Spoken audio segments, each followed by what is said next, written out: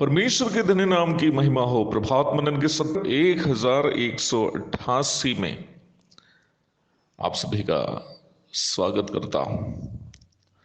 आइए आज के मनन के लिए हम पढ़ते हैं दूसरा थिस्सलुनीकी अध्याय 2 पद 8। तब वह अधर्मी प्रकट होगा जिसे प्रभु यीशु अपने मुंह की फूंक से मार डालेगा और अपने आगमन के तेज से भस्म करेगा। 8वीं पद 7वीं पद में बताई गई बात को जारी रख रही है। परमेश्वर के द्वारा निर्धारित समय में कलीसिया के साथ पवित्र आत्मा भी संसार से अलग हो जाएंगे। उस समय मसीह विरोधी संसार के सामने प्रकट हो जाएगा। प्रारंभ में पढ़ी गई पद में लेखक पौलुस मसीह विरोधी को अधर्मी शब्द से पुकारा है। पौलुस ने अधर्मी इसलिए उसको बुलाया क्योंकि वो व्यक्ति अधर्म से भरपूर एक व्यक्ति होंगे। परमेश्वर के सभी प्रकार की विधि व्यवस्था को तहस नहस करके शैतान को राजगद्दी पर बिठाने के लिए उनकी कोशिश होगी। यह व्यक्ति पूर्ण रूप में शैतान से नियंत्रित एक व्यक्ति होंगे। संपूर्ण विश्व पर उसका शासन या शासन का प्रभाव 7 वर्ष तक होगा।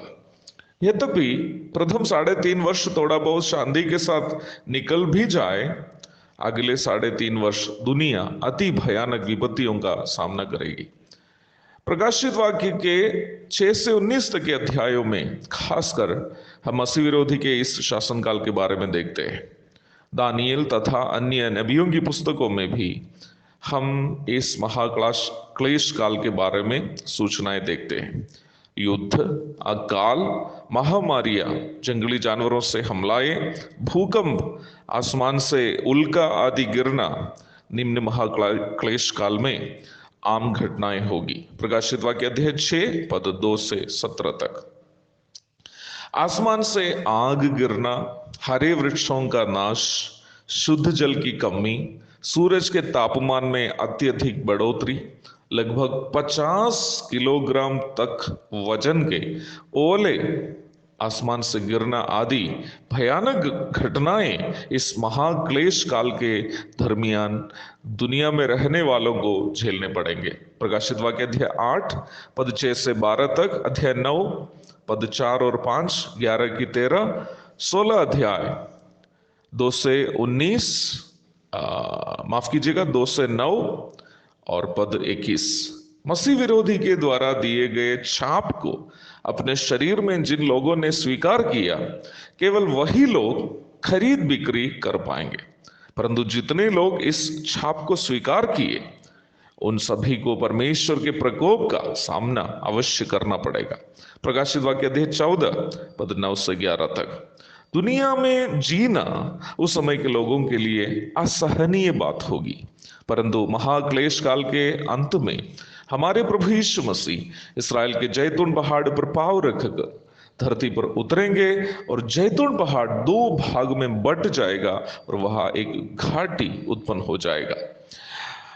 जकरिया नबी की पुस्तक 14 की 4। मसीह विरोधी और उसकी सेना के विरुद्ध प्रभु और उनकी सेना का अति भयानक युद्ध होगा। तत्पश्चात मसीह विरोधी और उसके साथ ही झूठे भविष्यद्वक्ता को जीवित स्थिति में आग की झील में डाल दिए जाएंगे। प्रकाशित वाक्य अध्याय 19 पद 11 से 20 तक। आग की झील का उद्घाटन समारोह इस प्रकार मसीह विरोधी और झूठा भविष्यद्वक्ता को डालने के द्वारा हो जाएगा। प्रभु दया करेंगे। इस विषय का अध्ययन हम कल भी जारी रखेंगे। तब तक के लिए आपसे विदा हो जाता हूं।